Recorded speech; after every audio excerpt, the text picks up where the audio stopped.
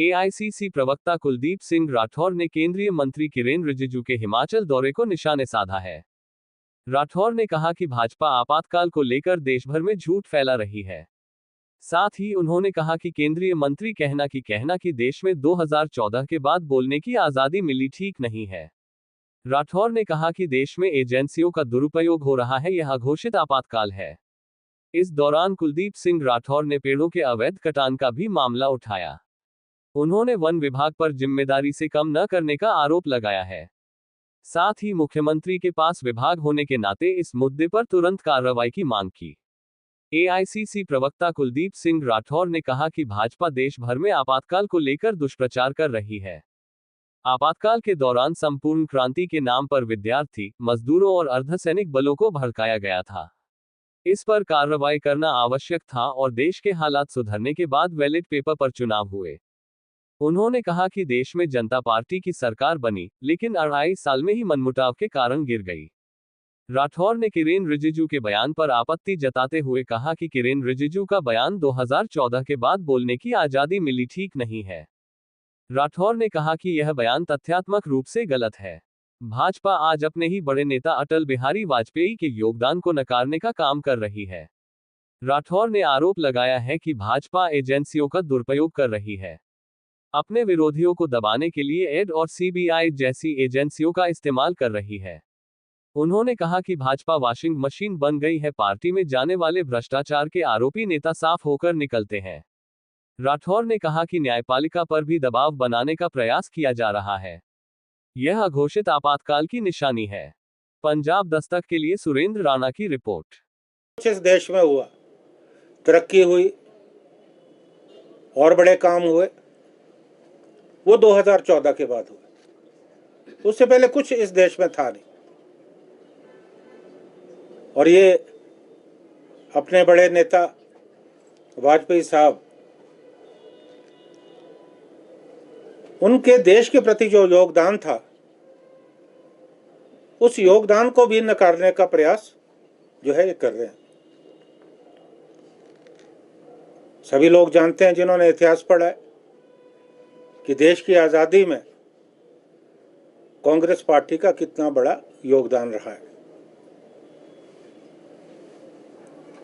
और उन्होंने, जो कांग्रेस के राष्ट्रीय अध्यक्ष है मल्लिकार्जुन खड़गे जी, उनके बयान पे भी आपत्ति जताई, जिसमें उन्होंने कहा था कि देश में अघोषित आपातकाल है।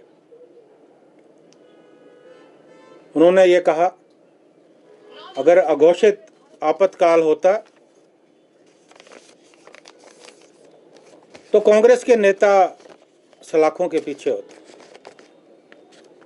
लेकिन वास्तव में क्या है,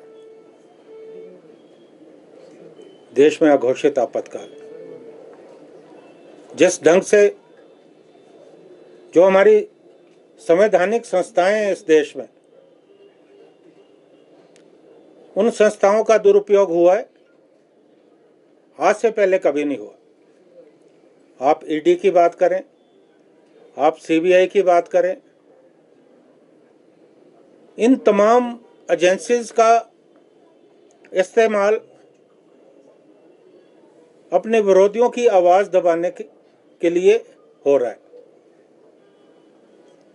और बहुत सारे ऐसे नेता जिन पे ईडी के और सीबीआई के मामले चल रहे थे, जब भारतीय जनता पार्टी में शामिल हुए, वो तमाम मामले खत्म कर दिए गए। एक दबाव बनाया गया। हम अक्सर कहते हैं कि भारतीय जनता पार्टी एक ऐसी वॉशिंग मशीन की तरह है जिसमें एक तरफ से भ्रष्टाचारी को डालो और दूसरी तरफ से बिल्कुल सफेद कपड़ों में जो है व्यक्ति निकलेगा, बिल्कुल साफ सुथरा होगा। और आप जानते हैं, मैं नाम नहीं लेना चाहता, कितने नेता जिनके खिलाफ भारतीय जनता पार्टी के नेता लोग चीख चीख कर बोलते थे, उनके भ्रष्टाचार की दुहाई देते थे, जब भाजपा में शामिल हुए बिल्कुल साफ सुथरे हो गए। बहुत से उदाहरण हैं। आज देश का जो चुनाव आयोग है उस पर भी प्रश्न चिन्ह है। और जिस ढंग से आप देख रहे हैं कि ईडी और सीबीआई का इस्तेमाल अपने विरोधियों की आवाज़ को दबाने के लिए हो रहा है, क्या इस देश में बोलने की आज़ादी है? राहुल गांधी जी के खिलाफ, श्रीमती सोनिया गांधी जी के खिलाफ झूठे मामले बनाए जा रहे हैं।